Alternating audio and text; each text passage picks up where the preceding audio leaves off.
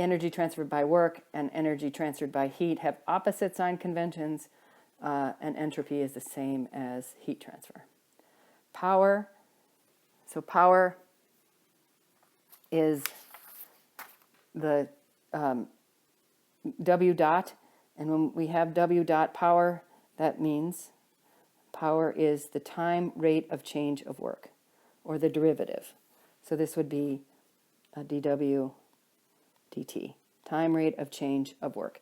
We use a dot notation anytime we're using rate of change or the derivative with respect to time. We use a dot notation. A single dot means the first derivative with respect to time. So power is the first derivative of work, and it equals the force times velocity. Both of these are vectors. They're both written bold, but I put the arrows on just for emphasis. So W dot is the time rate of change of work. So this is power. That is the first derivative of work. Power has the same sign conventions as work, and power units are, in SI, the units are joules per second, or another name for joules per second is watt. We generally use kilowatt.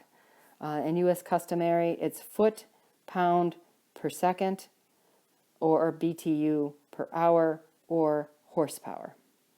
Those are the three US customary or English units for power.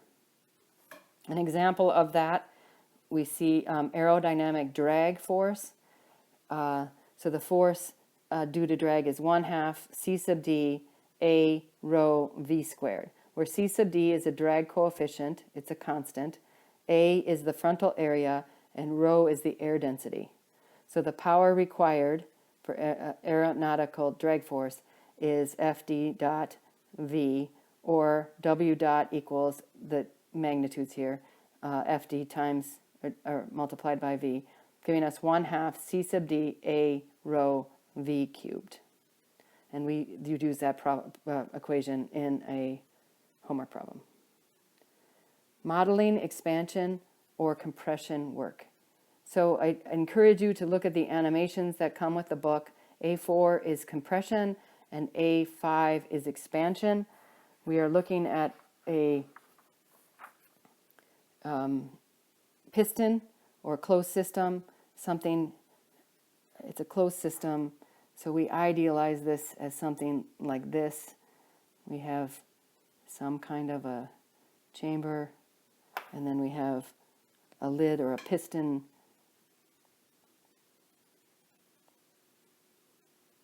with some kind of a plunger on it, and then our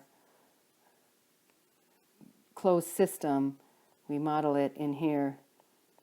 This is our closed system. And there's some kind of gas or liquid or something in there, and we're either pressing on this with a compressive load, so it's either going this way and compressing that contents of that closed system, or we're pulling on it and letting it expand, and it is increasing that volume. One way or the other, it stays a closed system. This doesn't come off. We don't remove it, but we have, that liquid, air, gas, whatever it is getting compressed when we put it in compression, and it's expanding when we have it in tension or expansion.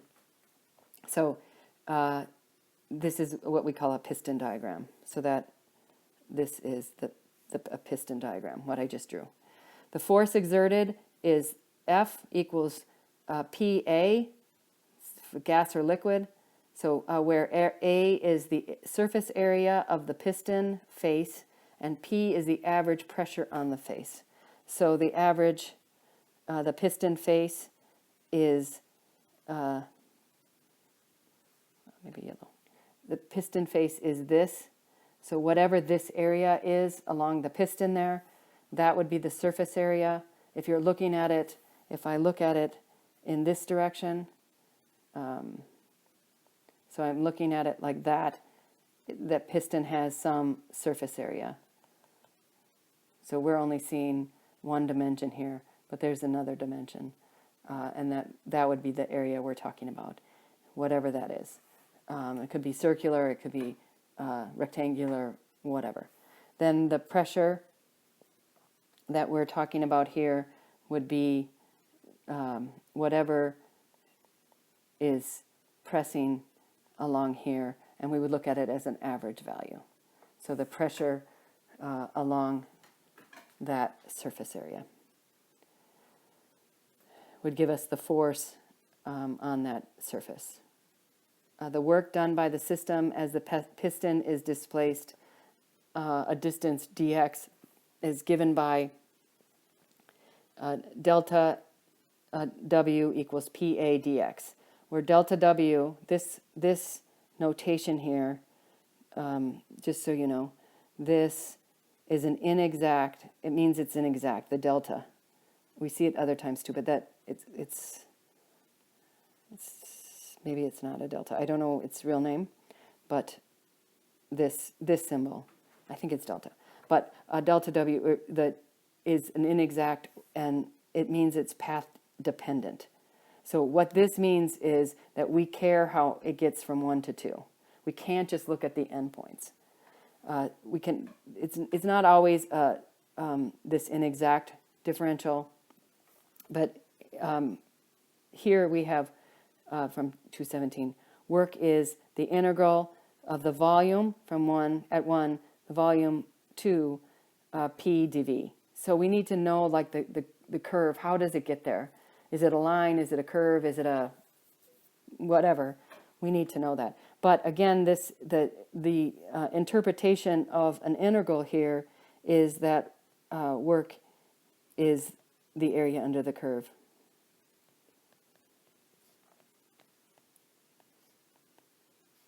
The PV curve. So if we know what that curve looks like, if we're given it graphically, we find the area under the curve, and that equals the work. Expansion and compression in quasi-equilibrium and quasi-static process, or quasi-static process. I strongly recommend you reading about this. This comes up often later on, and it's a kind of odd concept that takes a little bit to get your mind around. But a quasi-static process is one in which the departure from thermodynamic equilibrium is at most infinitesimal. All states through which the system passes in a quasi-equilibrium process may be considered equilibrium states. In real life, we never really get there. But one example they have in the book, so what they're talking about here is, if you remember, thermodynamic equilibrium is there's no changes happening to the system. So if we have one way to get this, to consider this and to think about this, is, let's say I have, a piston cylinder of some sort here, and I have this plate here, and in here there's significant pressure, some kind of gas, trying to push that piston up. In the meantime, I have some kind of pile of sand or rocks, little pieces here. A big pile of them. There's a big sand pile on there, and it's holding it in equilibrium. So right now, this pile of rocks is holding down that pressure that's trying to push it up. So the purple here, this is pushing up. Maybe the purple is trying to push up, and the yellow is holding it down, and we are in equilibrium here. Okay, same system. Let's just imagine I have the same kind of gas, whatever it is, in my cylinder there. Here, pushing up. Nice drawing, huh? Pushing up. And I have a block, some block of weight here. And my block of weight here, let's just say this is my block of weight here, pushing down, also holds us in equilibrium. And let's say this red block and all of these little pieces of sand, are weigh the same. Let's just imagine these are two same systems. You're using your imagination clearly. My drawing is making you use your imagination. But what happens if I pull off this red block? I just remove it like very suddenly. What happens? The pressure, of course, would push that lid off. Maybe even pushing it completely out, and let's say the gas spills out everywhere, or something like that. Whatever it is, it's pushing back. We remove it suddenly. The purple is going to expand until it comes to an equilibrium, and it'll happen very fast. So you can imagine if that happens, I take that block off, that piston rises up, right? This piston here rises up and maybe even falls off. But it happens quickly when we remove that block very fast. So now try to think about reversing that process. Could you reverse it? Could you shove all that gas back into that jar in a nice, clean process? I always think about like opening a can of soda. If you open a can of soda, right away, psh, and little spritz comes out, and it takes just an instant before that soda comes back to equilibrium, right? You hear that noise, you hear the psh, and then it's an equilibrium again. But now try to think about reversing that process. Could you shove everything that was in there back in there? Could you get the gases back in there? Could you get the little spurts of soda that sprayed out? Could you get them back in there? Could you close up that can in a nice, easy, simple way? And the answer is no. So that is an irreversible process. And what we're talking about here is an irreversible process. I pull the red block off, and I can't shove everything back in there. It's too much altogether. Putting the block back on, I'd have to kind of shove everything back in and so on. If you imagine the purple just expanding out by removing that. So now again, we have the same system over here with the yellow, but let's say those are all little grains of sand. And what happens if I take one grain of sand off of that pile? So just one comes over here. And one grain of sand, yeah, the gas is going to expand. It's going to come to equilibrium.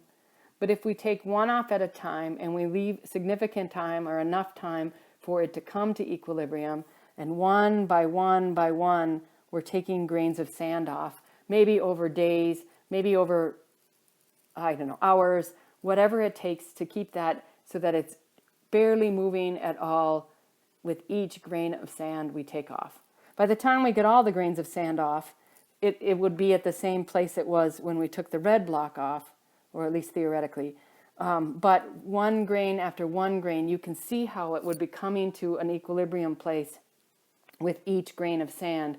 And that's what quasi-equilibrium is. It's just saying that we're going to pretend that it's equilibrium. It's not really, because each grain of sand, we're moving it, and it has to change its where it was, but it's so small that we can just say, at most, that's infinitesimal. So this process we're going to just say is in quasi-equilibrium.